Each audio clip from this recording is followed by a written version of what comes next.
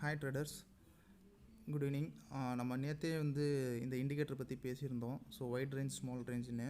So அந்த wide ரேஞ்சை உடைக்கிறப்ப மார்க்கெட் சரியான மூவ்மெண்ட் கொடுக்கும் அப்படிங்கிறத நேற்றே பேசியிருந்தோம். ஸோ எக்ஸ்பைரி இன்றைக்கி மென்ஷன் பண்ணியே சொல்லியிருந்தோம். ஸோ அதே மாதிரி மார்க்கெட் இன்றைக்கி பர்ஃபெக்டாக ரியாக்ட் ஆச்சு இந்த இண்டிகேட்டரில். ஃபஸ்ட்டு கேண்டிலே பாருங்கள். So doji candle first candle, அதுக்கு அடுத்த கேண்டில் பாருங்கள், 2 ஸ்மால் ரேஞ்சையும் போய் தொட்டுட்டு வந்துச்சு ஒரே இதுலேயே. ஸோ அதுக்கப்புறம் 24,400லேயே மார்க்கெட் செல்லர்ஸ் வச்சுக்கிட்டே இருந்தாங்க. ஸோ அதுலேயுமே நமக்கு மிடில் லைனும் ஒன்று இருக்கும்.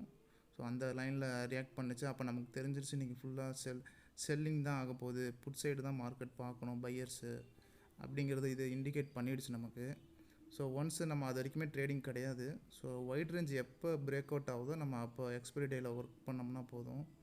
ஸோ ஒன்ஸ் பிரேக் பண்ணி ரீடெஸ்ட் பண்ணிச்சு கரெக்டாக வைட் ரேஞ்சை பண்ணப்போ நீங்கள் செக் பண்ணி பாருங்கள். இந்த டைமை கரெக்டாக 2:30 அந்த டைமுக்கு போய் செக் பண்ணி பாருங்கள். 24,300 புட்டை. ஸோ 3 rupeesலேருந்து 50 rupees போச்சு. ஸோ சரியான ப்ராஃபிட் கிடச்சிருக்கும்.